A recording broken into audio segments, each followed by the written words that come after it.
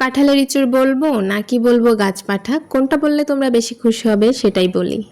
আচ্ছা, গাছ পাঠাটা নাই বাদই থাক, কারণ অনেকেই গাছ পাঠা বললে চিনবে না, তার থেকে বরং কাঁঠালের ইঁচড়ই বলি।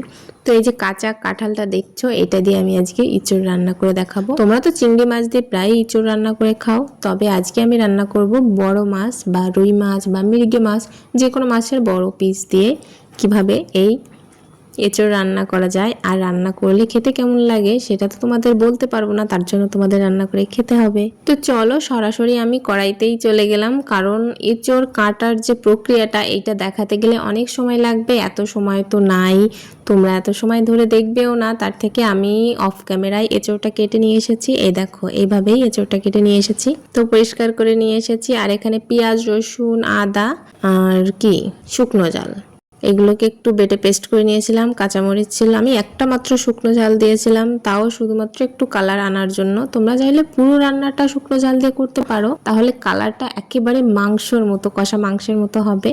তো মাছগুলো আমি এর ভিতর কথা বলতে বলতে ভেজে নিয়েছি। মাছগুলো ভাজা হয়ে গেলে তার ভিতরে আমি সেই ডুমো ডুমো করে কেটে রেখেছিলাম যে আলুগুলো এর ভিতরে দেওয়ার জন্য, সেই আলুগুলোকে ভালো করে লবণ আর হলুদ দিয়ে একটু লাল লাল করে ভেজে উঠিয়ে রেখে দেবো। উঠানোর পরে ওই তেলের ভিতরেই আমি ইঁচড়গুলো দিয়ে ইঁচড়েও একটু হলুদ একটু লবণ দিয়ে ভালো করে ভেজে তুলে রেখে দেবো। সবগুলো এরকম আলাদা আলাদা ভেজে উঠিয়ে রাখবো, তবেই না একটা মাংস মাংস ভাব আসবে। এটা খুবই কড়া একটা খাবার, যাদের পেটে সমস্যা আছে আমার মতো তারা খুব বেশি কিন্তু খাবে না।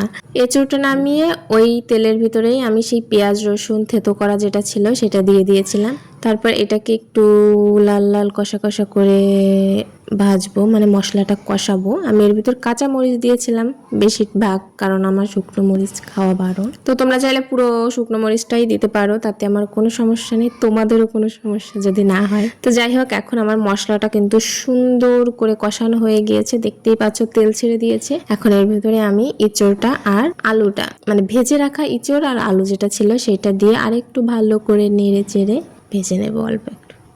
সবগুলোই যখন এরকম একটা লাল লাল ভাব আসবে, মাখো মাখো একটা ভাব হয়ে যাবে ভাজতে ভাজতে, তখন এর ভিতরে জল দিয়ে দেবো। ও হ্যাঁ, আমি তেজপাতা দিতে ভুলে গিয়েছিলাম, তাই দুটো তেজপাতা দিয়ে দিলাম। তারপরে পরিমাণ মতো জল দিয়ে দিলাম।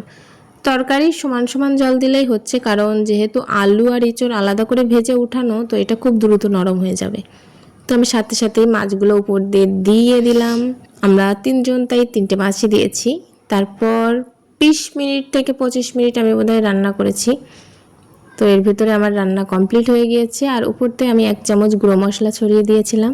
আর গুঁড়ো মশলার ভিতরে ছিল জিরে গুঁড়ো, ধনে গুঁড়ো, গরম মশলা গুঁড়ো। তো এইটা ছিল আমার রান্নার ফাইনাল লুক। আর এটা খেতে একেবারে মাংসের মতো, তোমরা অবশ্যই খেয়ে দেখবে একবার। তো ভিডিওটি কেমন লাগলো অবশ্যই কমেন্ট করে জানাবে, আর যদি ভালো লাগে তাহলে লাইক, কমেন্ট এবং সাবস্ক্রাইব করতে ভুলবে না। তো সকলকে ধন্যবাদ।